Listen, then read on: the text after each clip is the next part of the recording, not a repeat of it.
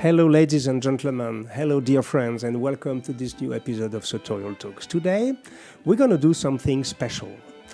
Since a few weeks, Sonia and I decided to, all of a sudden, we said, okay, what is the main reason of the success of our channel? We can speak of a success, quote unquote, because we just broke the bar of 220,000 subscribers, which is important for a channel like that on a niche, because we are talking about dressing up, we are talking about, we can say we're not really mainstream these days, as you know.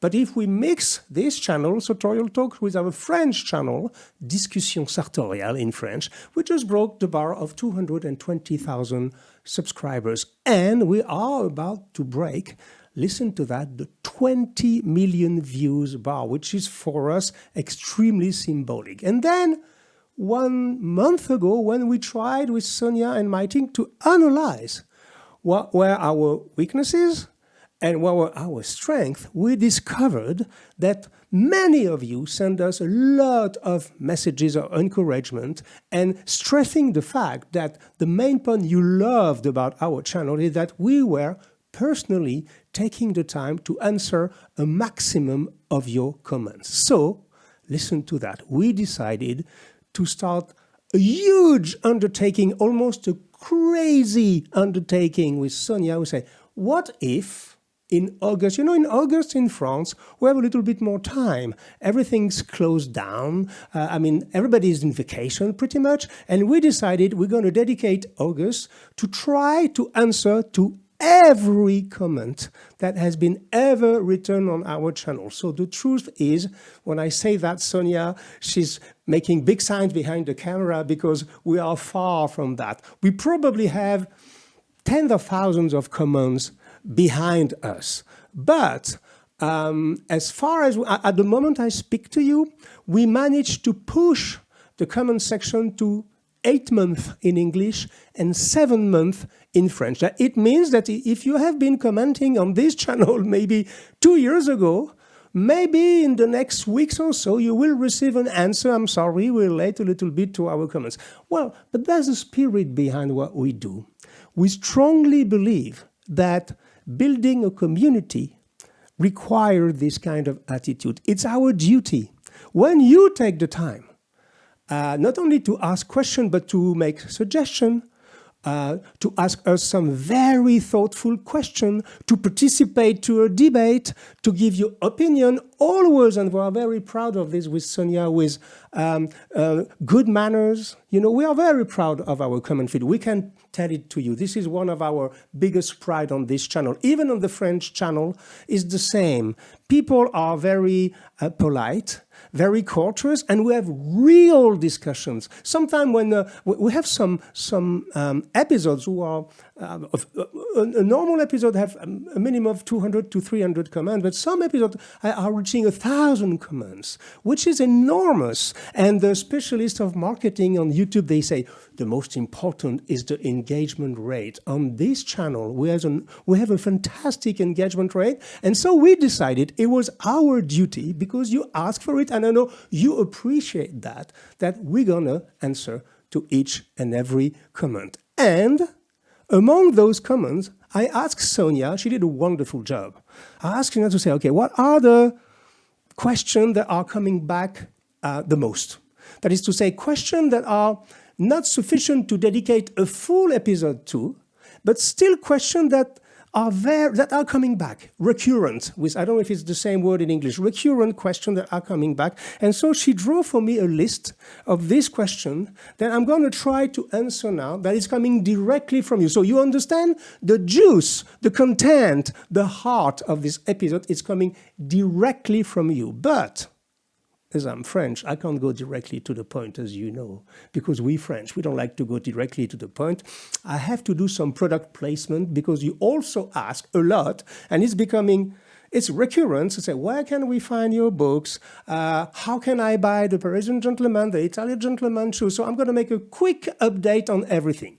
First, The first book we published in 2015 with The Parisian Gentleman, published in French, published in English. It's still available, not the original edition, which is sold out since a long, long time, but you can have the compact edition on Amazon or at our publisher, Thames & Hudson, or in some bookstores around the world. The Parisian Gentleman in English only. In French, it is sold out and unavailable since years, okay?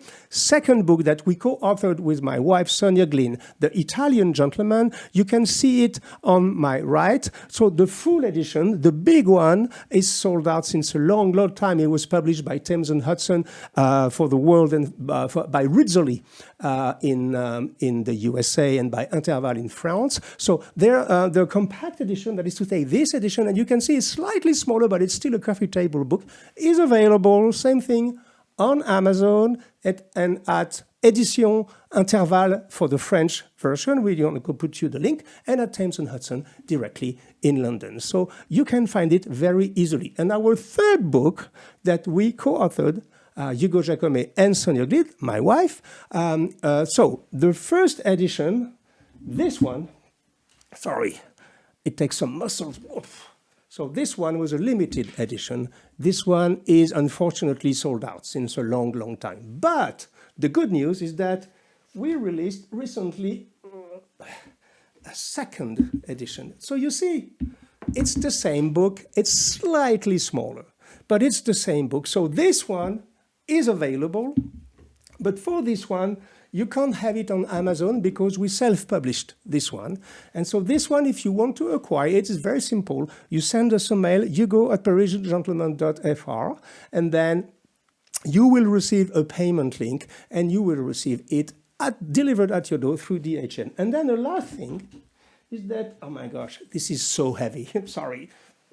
We released for last Christmas, unfortunately with COVID, it arrived in some kind mid-January, this book set of 3 books, okay? It's called the Parisian Gentleman Limited Edition box set. The good news is that it's available again. And so inside this box set, you have 3 books. So Shoes, the book that I just showed you, and 2 fantastic books authored by other people, our friends, Rare Whiskey and Rare Watches. So it is a gentleman box set that is available again. I think the price is today around, I say around because, you know, the dollar and euro are fluctuating, around $265 plus shipping. So if you want it, same thing. You just have to send an email to hugo@parisiangentleman.fr, and we're going to send you a secured payment link and the book directly through DHL. One last announcement is that we also have a Patreon page. And I want to stress this because many of you know it, but some of you don't even know it. We have a Patreon page, and because we receive a lot of people who are asking us, Mr. Jacomet, can you guide us a little bit in my sartorial journey? I'd like maybe you to advise us which tailor, etc., etc. So you go on the Patreon page, we're going to give you the link, and some of the tiers and the higher tiers, you can have direct access to me and to Sonia, and we can directly advise you what to buy and how to spend your money in the good way and to make some good savings with reductions and discounts or whatever. Patreon.com/Sartorial Talks. Take a look because you might be interested in some of the tiers, that is to say, some of the perks. Now, the questions. So it's a difficult exercise because I have 6 questions. I must be honest with you. I just discovered this question maybe 1 hour ago, and believe me, I didn't give them a thought. I just say, okay, I'm going to, like we do on this channel, I'm going to answer it like it comes. Okay, so the first question that is coming again and again and again is what I call in France a semantic question. So the first question is, what is the difference between a dandy and a gentleman? Wow, that's a very interesting question. And I understand why you asked this question. It's because marketers, people who are working in marketing, and they just sensed a few years ago that our little movement was gaining momentum. You know, it means that less and less people were wearing suit and ties, but more and more people who are wearing suit and tie are more interested interested in the subject, so they are ready to spend more money. And this is a niche of people who don't wear a tie and suit, who don't dress up because they have to, but because they want to. So it changed the whole marketing in their head, you know. And many marketers decided to use the word dandy, because it means somebody who wants to dress up is a dandy. Well, I explained to you. There's nothing more opposite in the world as a dandy and a gentleman. It's the exact opposite. What is a dandy? Dandyism was a movement that has been initiated in the 19th century by a few people. We call it a pseudo-philosophical movement by people in France. Well, I think it started in England and then in France by people like, you may have never heard of them, like Barbet d'Aurevilly. You don't know this guy. We're going to put a picture of him. Or, somebody you may have heard of, Georges Brumel, who's supposed to have been inventing the modern suit, and poet like Charles Baudelaire, for example. So all these people were part of this movement, and the core belief of this movement was to say, okay, we don't really agree with the uprising of vulgarity in this world. We look down on people. We want to keep us apart from the crowd. We don't want to mix with the people. So we are dandy. And listen to that. Those people even considered vulgar to work. Can you believe that? One of the most famous among them, and I kept him for the last, it was Oscar Wilde. You heard about Oscar Wilde, for example? He said something that we adore, like, fashion is such a dirty, ugly thing that we have to change fashion every 6 months. It makes everybody laugh, specifically in our style community. But the reality behind the life of Oscar Wilde, who was a writer, but most of his life he's been escaping his debtors and creditors, the people who he was owing money to, because as he didn't want to work but still have a luxurious lifetime, he had no other option than to borrow money. So you see, dandyism is this kind of philosophy to say, okay, the only masterpiece in the world is myself. They spent hours in front of the mirror, and it was all about, at the end, about ego. It's elevating ego and vanity to a state of art. You understand? So a dandy was not a very sympathetic people. It was not a nice people. They were really some kind so haughty that they were disagreeable people, to say the least. Well, now we still have in our community people who are still practicing this dandyism, but we can tell you with Sonia, we are in communication with them. They're nice people. Okay, so they don't push it as far as these people were pushing, because these people they didn't want to work. It was vulgar. They just wanted, I remember Georges Brumel saying, the only thing I want when I'm invited to a party is to show up, impress everybody, and then go away. That was his only way, the only thing he was caring about, impressing people and then going away. This is not exactly the definition of a gentleman, because a gentleman is the exact reverse. Where a dandy is asocial, is mocking the society, is considering himself superior. There's a feeling of superiority. A gentleman, by definition, is something totally different. Well, actually, the word gentleman, I think I dedicated, I'm sure we dedicated a special episode at the beginning of this channel years ago. I think the title of the episode, we're going to put the link, is What is a Gentleman? Back in the years, a gentleman was describing something very specific. It was extremely codified. It was describing somebody of the nobility, of a noble descendants. So you had to be the son or the nephew of somebody. So you have to be part of the nobility, the aristocracy. And then, little by little, the word started to, with the French Revolution, and then the evolution of the world started to loosen a little bit. And now what we describe as a gentleman is somebody that, precisely unlike a dandy, is not looking down on anybody.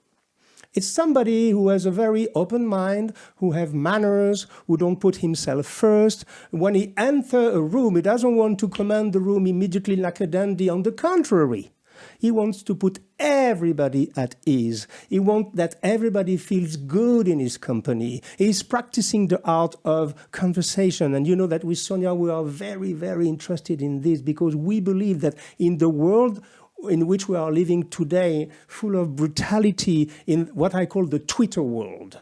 I'm really, really, really, how can I say, angry against Twitter. Because I think Twitter, well, although that we met on Twitter with my wife. So that's another part of the story.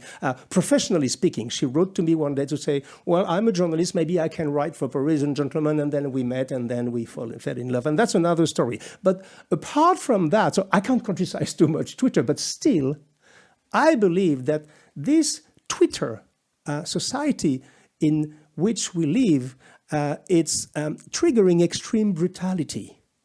When you have to express something in less, I don't know if it's 150 characters, I don't know exactly the count, you know, it shows you how much I'm not interested in Twitter, even if I have a Twitter account, because just to make people aware that I'm publishing a new video, I just use it for that as information. But when I look sometime at the news and I just see people screaming, shouting, insulting each other, literally, it's brutal because this is a reduction of people's mind, literally. And so I believe that in this brutal world, the gentleman way of life is more than ever needed. And that's something that is very close to our heart. And that's something which is somehow linked to the sartorial world. We believe that the way you dress, the way you behave, the way you put a lot of thoughts in the way you dress every morning tells a lot of who you are. I'm not going to dress every day the same. I've just tried to think, who am I going to meet today? For which occasion am I dressing? How can I show respect to the people I'm going to dress? But it goes both ways. Sometimes I really put efforts to dress up because I know it will be important for the people I'm going to meet. But on the reverse, sometimes I know if the people I'm going to meet are very casual, they don't really care about dressing up, I try not to overdress. That's the definition of a gentleman. I'm not saying that I am a gentleman, but a gentleman is somebody who cares for others. And that's, for me, the best definition I can give to you. So you see, a gentleman and a dandy is the exact opposite. On one side, you have ego, pride, arrogance, and a feeling of superiority, haughtiness. And on the other side, you have kindness, manners, quality of heart, quality of spirit. Most of the people who are gentlemen, they have good manners and people around them feel good. That's my definition. It's not the definition of the dictionary, but that's the way I feel about those two words. Next question. Wow, that's a complicated one, but I know it's coming again and again and again in the comments. Do you have to be born stylish? Or can you become stylish with a lot of effort and a lot of studies?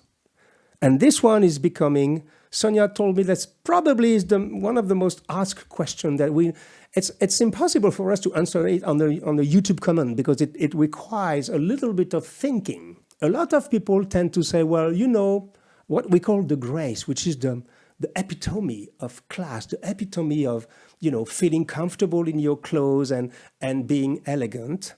Most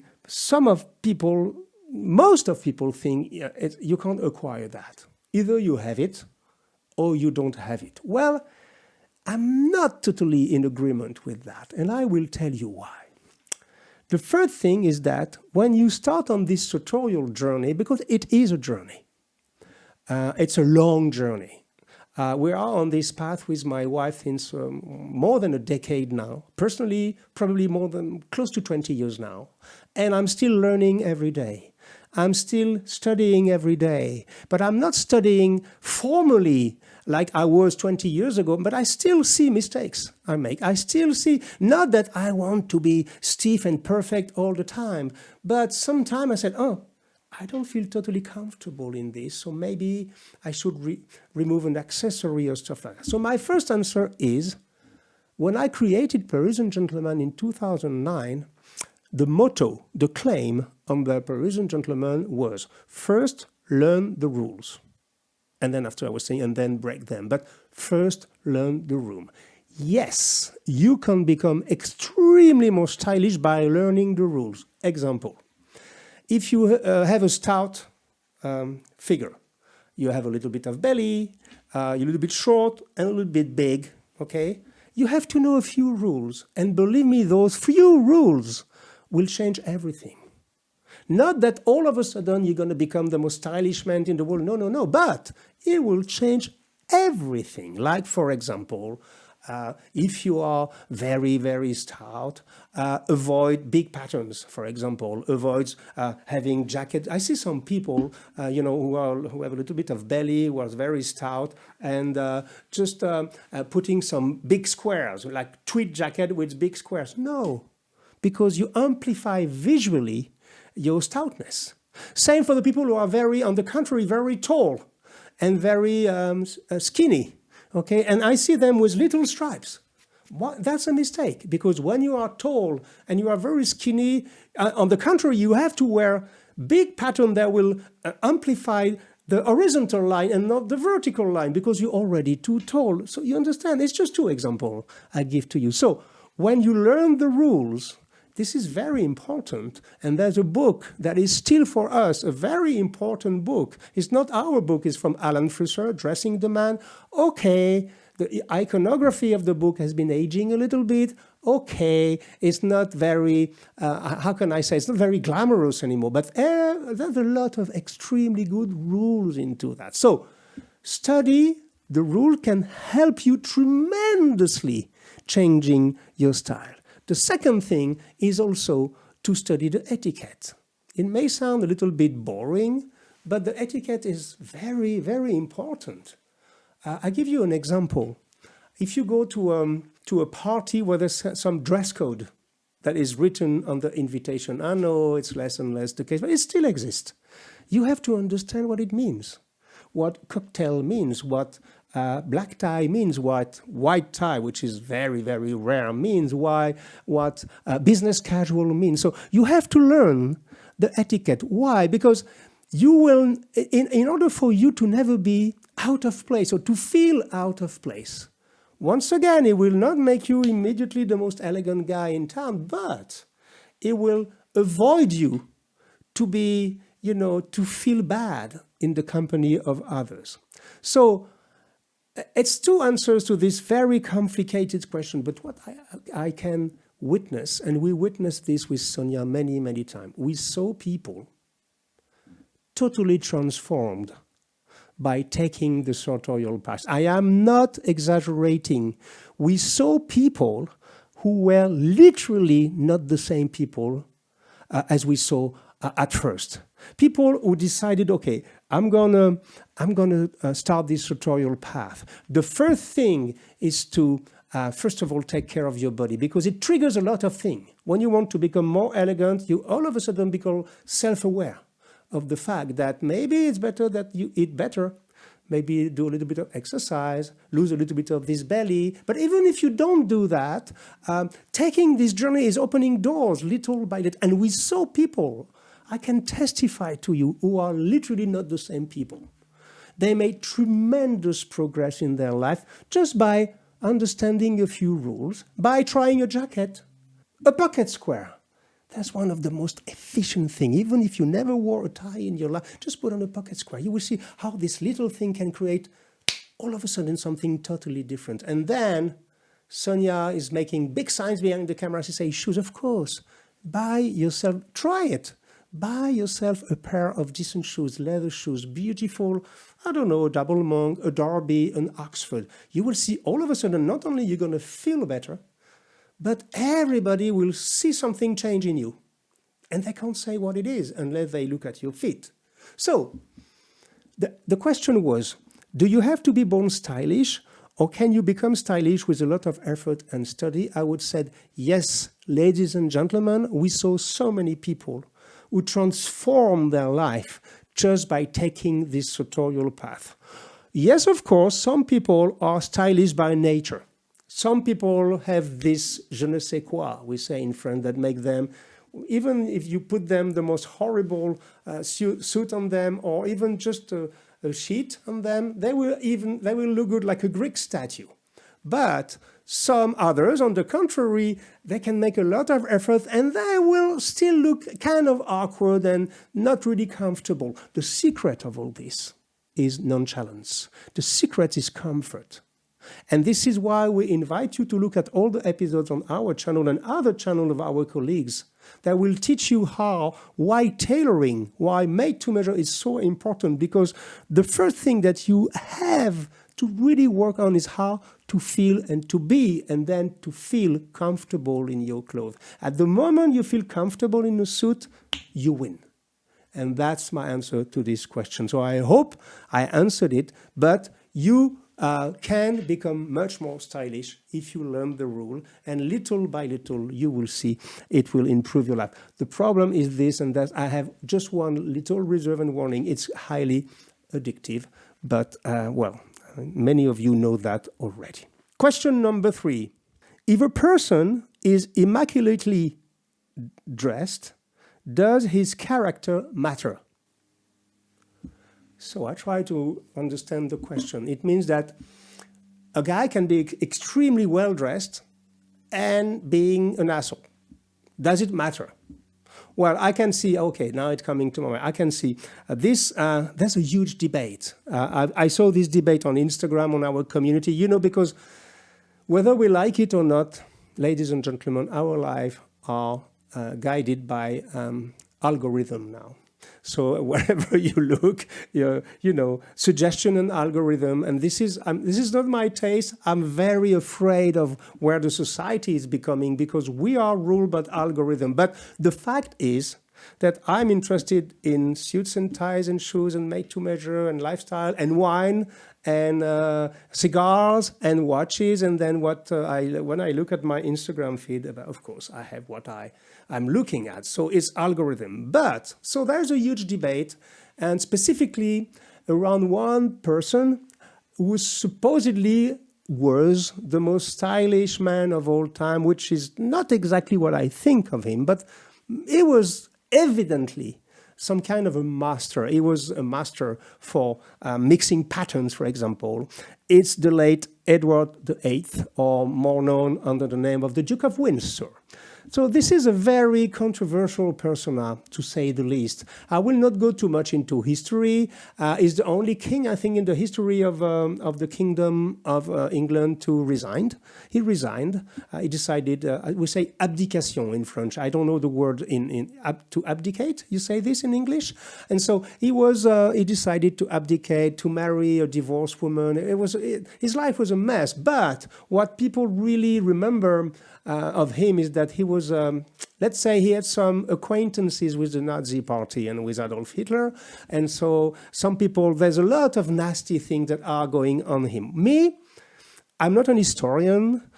We know it's a fact that he had some, let's say, some acquaintance and some friendship with the National Socialist Party in the mid-30s in Germany.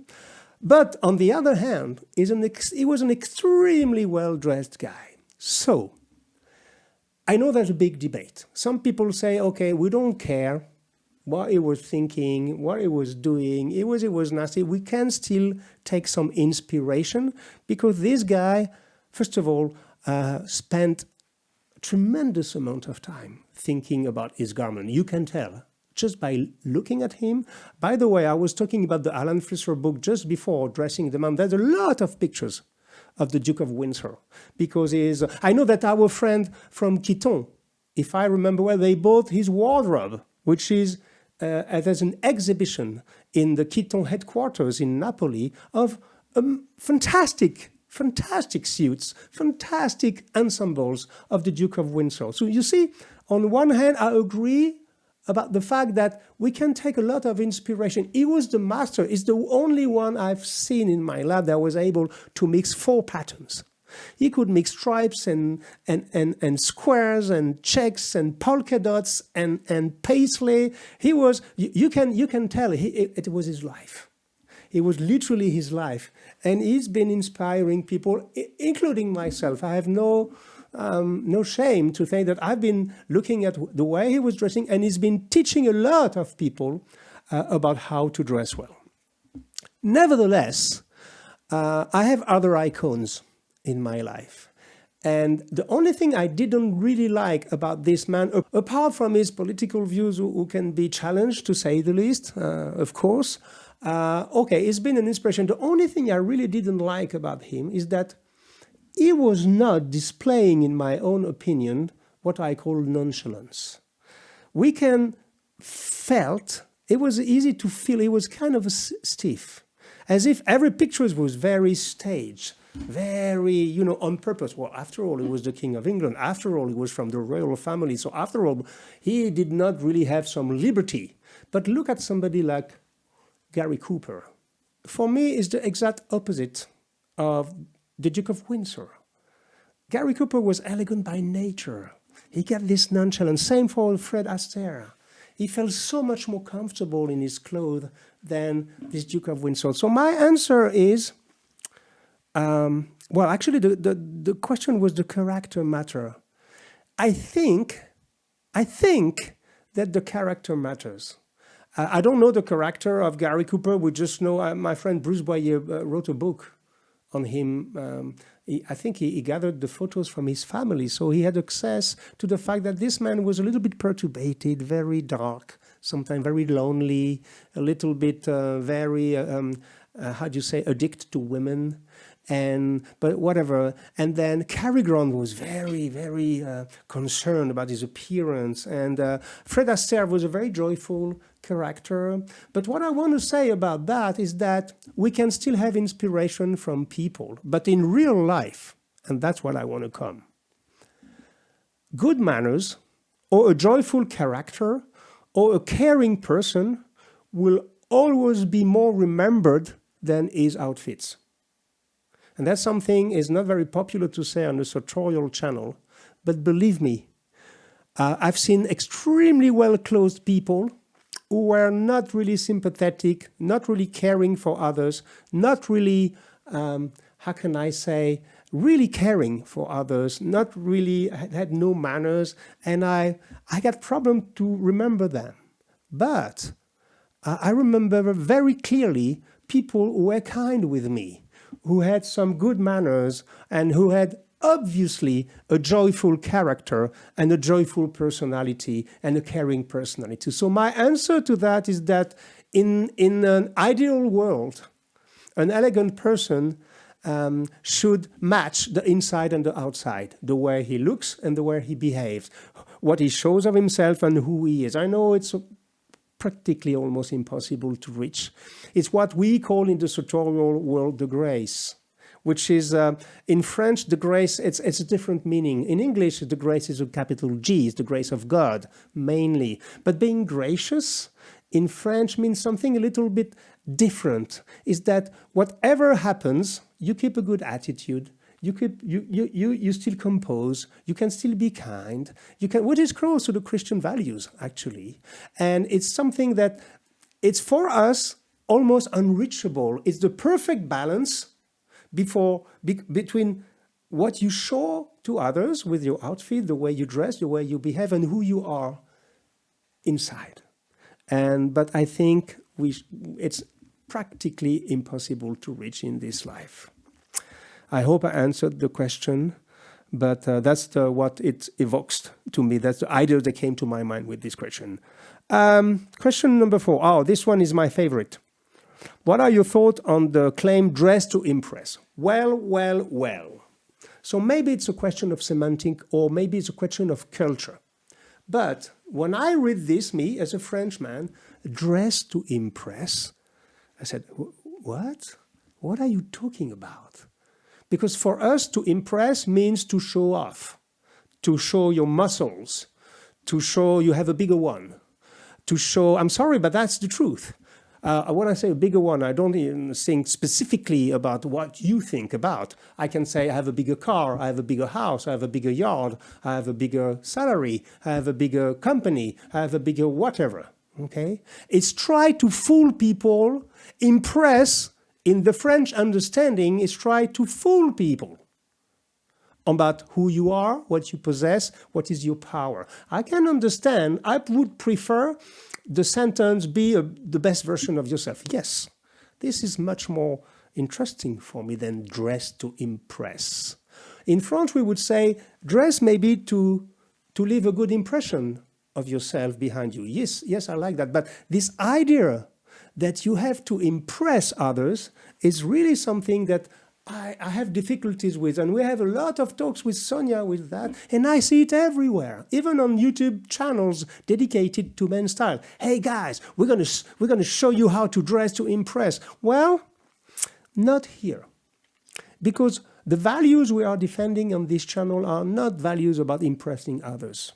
There are more values about caring for others, there are more values having manners for others, and believe me, you can leave long-lasting impression with being kind and being polite and having manners than to try to impress somebody. I can understand one more time that if you have a date with a woman that you want this woman, you want to marry her, that you do your best, to give the best version of yourself. But impress, it's implicating for us showing off, and a gentleman and somebody who is mature in the sartorial path is not here to impress.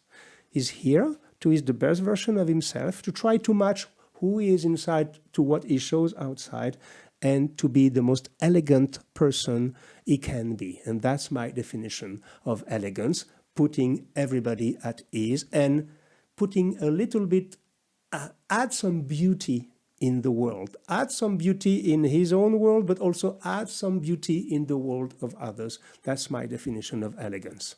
Question number 5 is something that is coming a lot. Once again, this is among hundreds and hundreds and hundreds of comments. We say, okay, those ones we have to address them in a video. Can you really be immune to fashion trends? Ooh, that's a good question. Well, all the sartorialists will say to you with their hand on their hearts, I promise, I don't care about fashion. Fashion is my worst enemy, and I'm totally immune. I'm at the helm of my own style. I choose everything. This is why I took this sartorial path. Well, they will really swear with their hand on their heart. But the reality is different. We have to be honest with each other. It's impossible to be immune to the trends around you. Why? Because we are in this world. We are not hermits. We are not these dandies. Yeah, come back to the dandies who are living like marginals on the margin of the society. We are in the society. We work, and then we look at social networks, and we are even part of social networks.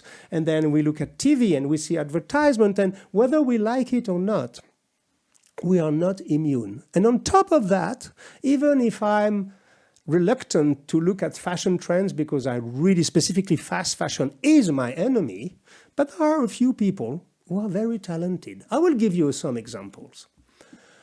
Some example which you can even relate to. Back in the golden age of style, let's say in the 1940s, just before World War II and just after World War II, there was a tendency of having the notch of the lapels on the suit that was a little bit lower. And then in the 2010s, all of a sudden, the fashion was to put the notch very, very high. I was part of that. I must say, I've been a fashion victim for a few years. Sometimes my notch were going up to my shoulders. I can show you some pictures. Well, I will not. some suits, I can't even wear them anymore. So you can't be immune to something. Why I was doing this? Because I saw some tailors and designers that were making this. Tom Ford was doing this. Other people was. So we're not immune to that. And even our tailors are not immune. A tailor who would be immune to the fashion trend will do the same jacket for 50 years. I know tailors like that. They do the freaking same jacket. And when you go to a tailor, you don't want to have always the same jacket.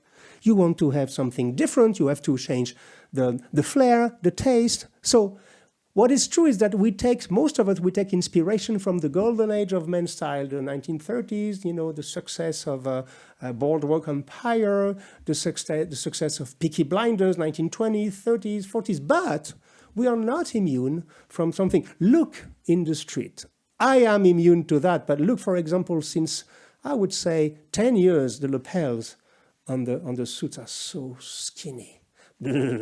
For me, I am immune to that. I am not immune. It makes me sick to my stomach almost, okay? But little by little, it's getting a little bit better. But so we can't be immune. I had this talk with Lorenzo Cifonelli, he's my historical tailor. He is one of the most creative tailors in our traditional market. He's taking risks. He's trying things. We were visiting. I remember we have a story with Sonia and him, and I think Pierre Corte was the shoemaker was with us in Barcelona.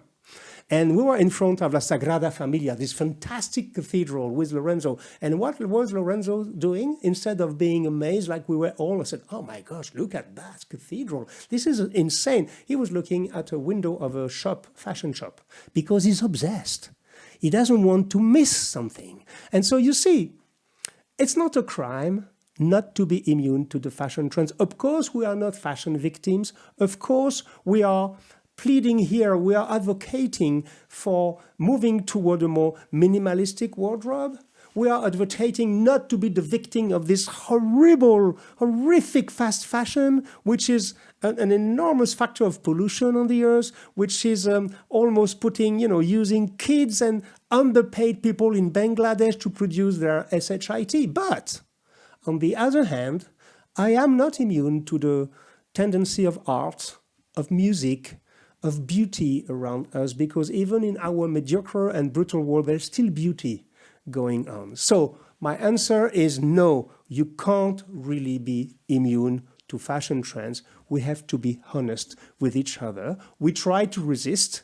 We try to be the best version of ourselves, and we try to decide for ourselves. And it takes time what style best fits us. But we are not totally immune to the fashion trend. And you see, even in tailoring, there are movements.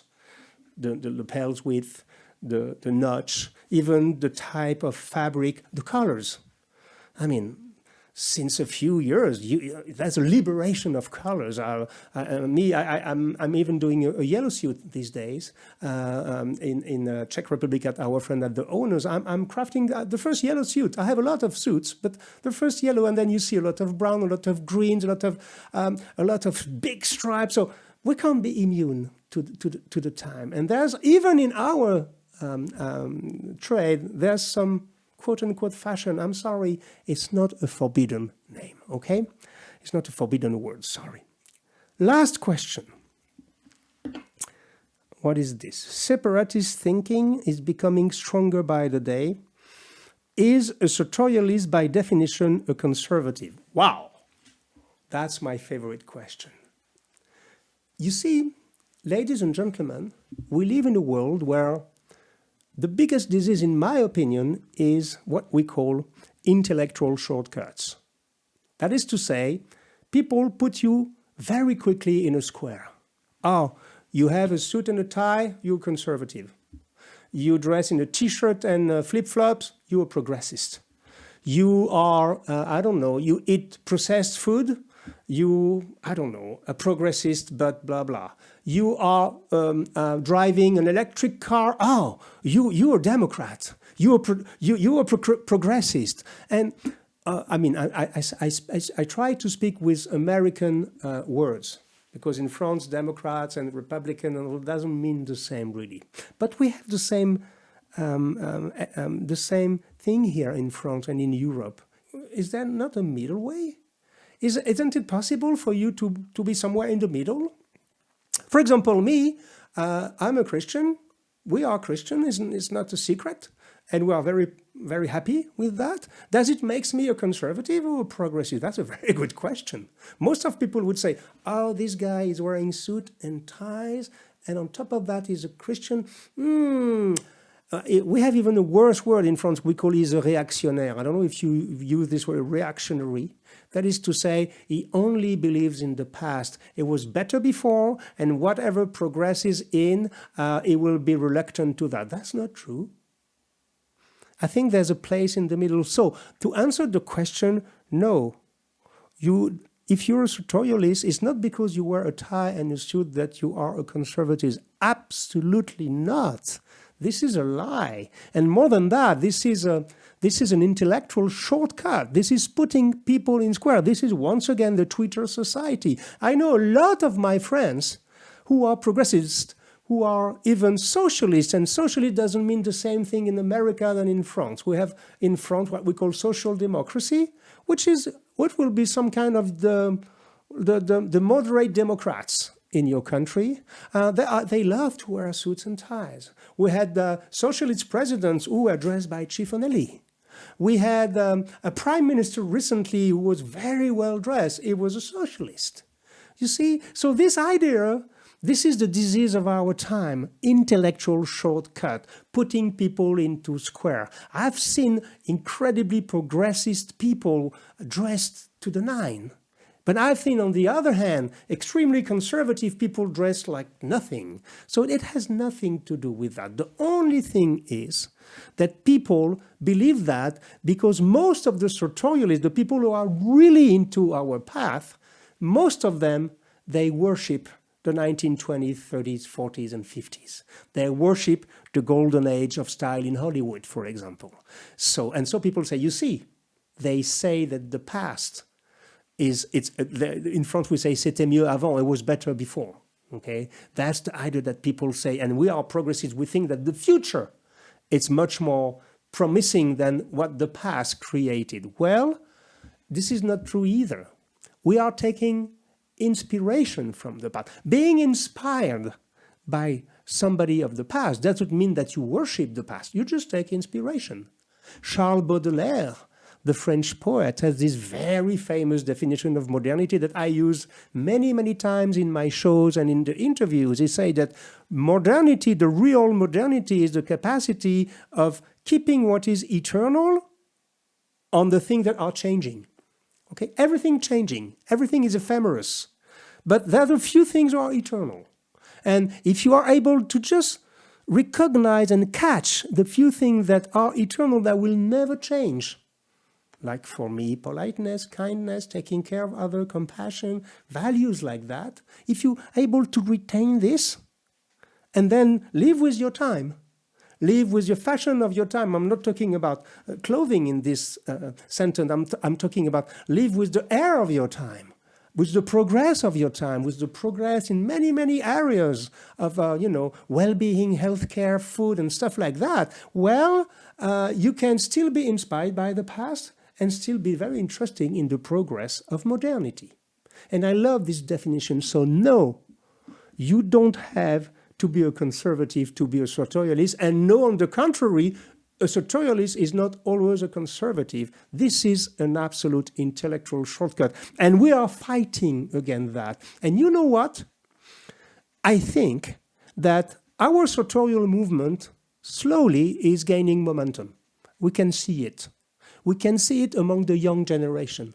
More and more, and we can witness this because, okay, we're still a niche, but with Sonia, we have our thumb on the pulse of this market. And we receive a lot, several hundreds, more than several hundred messages a week from the young generation, asking us for advice, asking us for guidance, and say, okay, Mr. Jacomet, I'm so happy, Miss Glynn, I'm so happy that you promoting those values that are lacking to us. Young people, are they conservative? No, they are not. It's just they want a frame of values. We are losing every values in this world, and having a frame of values, as for example, as little as in the way to dress. The kids are starving codes and manners and etiquette. They want to learn because they are from a generation when everything is permitted. And you see, when you have a frame of value that is structuring your life, it doesn't make you a conservative. You can be a progressist, but still have some values. Okay, I don't want to go too far into the subject because it's a little bit touchy for many people, but my answer is no. I know a lot of people who are from the other side, I can be from anywhere. Politics has nothing to do with the way you dress. And that's my answer to this question. So that was the last question. We're going to continue because we are still answering hundreds of comments. Okay, now we are reaching 8 months from now. We started the channel 4 years ago, so we still have a lot of work. But I hope you appreciate the fact that we are in contact. So if you didn't visit, if you don't look at your comments since a long time, just take a look because maybe we answered them. And it's always kind of weird for us because sometime this afternoon I answered a comment from 2 years ago. Or even 4 years ago. A guy was asking me about my book, Italian Gentleman, about 4 years ago. And it's always a blast for us because we believe that the sense of community which we managed to create here, that soon 250,000 people on Earth, and it's thought to be a big figure on those two channels, and with 20 million views, which is enormous for us, it also comes from the fact that we are in communication with each other. And this is at a time when anybody can become an influencer by buying 10,000 followers on the Instagram for $200, what we call the fake account, but they're everywhere now. We know the price to pay with Sonia to build a strong community, one after the other, one by one. And with Sonia, it took us 10 years to reach this community. And if we mix YouTube with Instagram, with Facebook, we're probably bigger than 500,000, maybe close to 1 million people who one way or another are following us. But we know what it takes. And this also, I can't help but being a little bit, not annoyed, because I don't really care, but just a bit shocked by people who all of a sudden have 300,000 followers on Instagram and have 25 likes on each picture, even 200. I think this is fooling people. Our community is a solid community, is of true people, of real people. And this is why we did this tremendous work with Sonia, because we think it's our duty to be in communication with you. I give you an appointment to the next episode of Sartorial Talks. In the meantime, continue to comment on this channel. Specifically, I think, with this 6th question, we open a lot of potential debate. Don't hesitate. Ask question. Open the discussion with one thing. I ask you, be polite, be courteous, and follow the rules of our community, which is every opinion is good to write or is good to hear as long as it is polite and respectful. See you soon, my friends. Bye-bye.